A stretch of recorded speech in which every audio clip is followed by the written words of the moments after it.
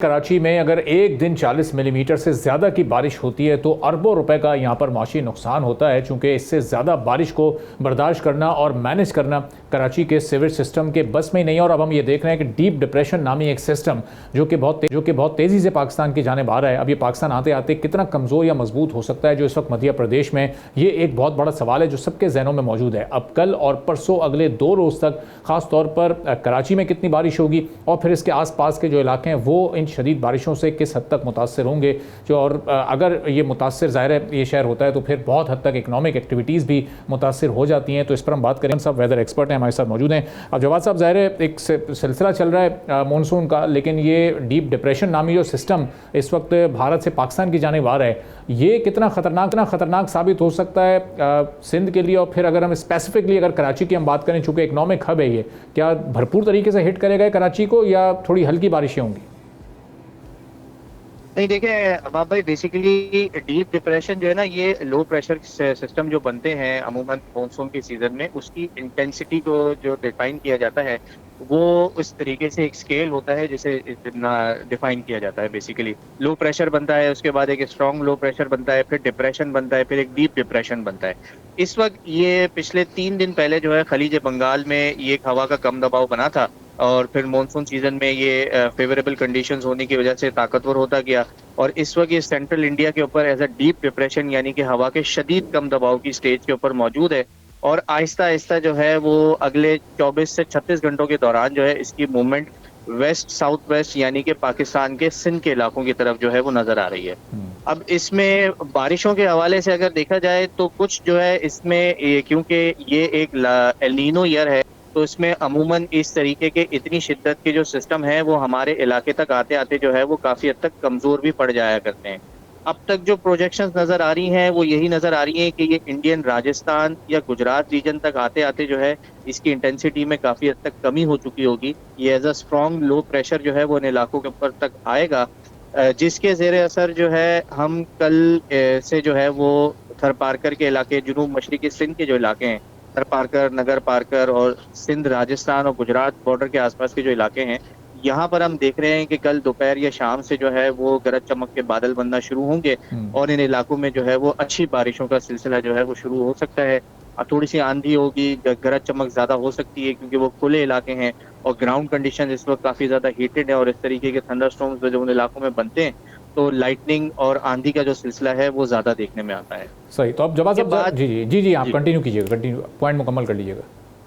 जी, फिर फर्दर जैसे जैसे ये सिस्टम मजीद वेस्ट की जानिब यानी कि सिंध के इलाकों के मजीद करीब तर आएगा तो इसकी शिद्दत में जो है ना वो बातदरीज कमी आती चली जाएगी। 2 पॉसिबल ट्रैक्स नज़र आ रहे हैं। एक तो ये नज़र आता है कि ये थोड़ा सा अपर सिंध की तरफ रिकर्व कर सकता है,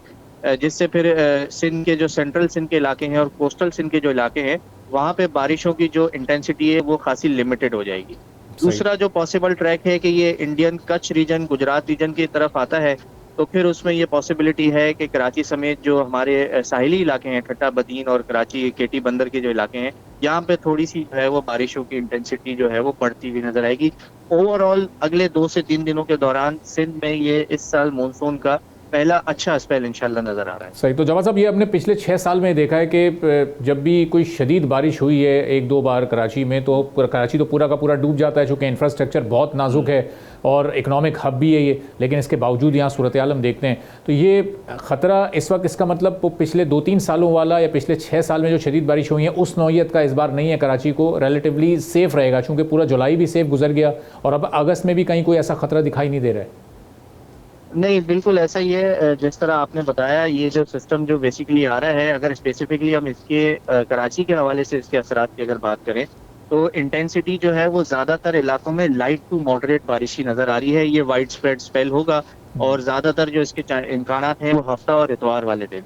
तो शहर के अक्सर इलाकों में लाइट टू मॉडरेट बारिश ज़रूर इंशाल्लाह अच्छे चांसेस हैं, उसके काफ़ी अच्छे चांसेस हैं, जबकि थोड़े से जो ईस्टर्न और हमारे जो आउटस्कर्ट्स के जो इलाके हैं जैसे गुलशन हदीद है, गुलशन मेमार है और बहरिया टाउन है और इसके आसपास के जो थोड़े से आउटस्कर्ट्स के जो मज़ाफ़ाती इलाकों के हैं, यहाँ पर हम देख रहे हैं कि मॉडरेट टू थोड़ा सा हैवी स्पेल जो है वो मुमकिन है। लेकिन ये अगर मिलीमीटर्स के हवाले से अगर बात की जाए तो शहर में हम देख रहे हैं कि अक्सर इलाकों में जो है वो 10-15 मिलीमीटर से तकरीबन 20 से 25 मिलीमीटर तक जो है वो उम्मीद है कि अच्छी बारिश हो जाएगी। और मज़ाफ़ाती इलाकों में थोड़ी सी इससे ज़्यादा यानी कि 35-40 मिलीमीटर के आसपास स्पेल हम देख रहे हैं कि आ सकता है। डिपेंड्स कि इसका ट्रैक आने वाले दिनों में किस तरह होता है। अगर ये ट्रैक टू यानी कि कच्छ के इलाकों में और अरेबियन सी की तरफ जाता है तो फिर हम कह सकते हैं कि कराची में जो है वो थोड़ी सी बारिश की इंटेंसिटी जो है वो बढ़ेगी। फॉर एग्जांपल अगर किसी इलाके में हम 10-15 मिलीमीटर एक्सपेक्ट कर रहे हैं तो वहां पर जो है वो 15-20-25 मिलीमीटर तक जा सकती है। सिमिलरली आउटस्कर्ट्स में थोड़ी सी मजीद बढ़ेगी। सही, यानी गवर्नमेंट के लिए इस वक्त जो लोकल गवर्नमेंट्स हैं उनके लिए कोई खास इस वक्त चैलेंज की बात नहीं है, चूँकि मोस्ट प्रोबेबली ये मैनेजेबल होगा 20-25 मिलीमीटर की बारिश को मैनेज करना। अगर वो 40+ में होती है इन मिलीमीटर्स तो फिर शायद थोड़ी उनके लिए प्रॉब्लम होती है, जिस तरह माजी में रही है।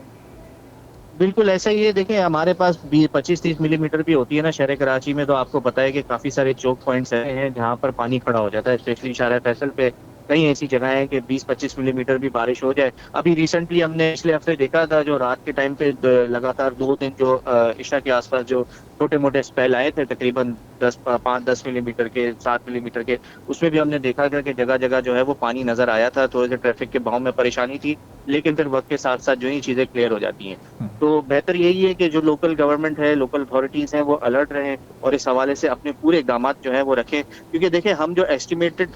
लगाते हैं ना वो मिनिमम या मैक्सिमम के हिसाब से लगाते हैं, इसी के आसपास हम एस्टिमेट किया जाता है। लेकिन क्योंकि ये सिस्टम जो है वो ग्राउंड पैरामीटर्स और मॉनसून के जो इस वक्त पैरामीटर चले हैं उसके थोड़ा सा अगेंस्ट जो है वो पॉसिबिलिटी जरूर शॉर्ट हैवी रेन का स्पेल जो है वो भी आ सकता है। लिहाजा इस चीजों को मद्देनजर रखते हुए तैयारी हमने पूरी करनी है। बाकी फिर बारिश सब्सक्राइब करें और बेल दबाएं ताकि कोई खबर रह न जाए।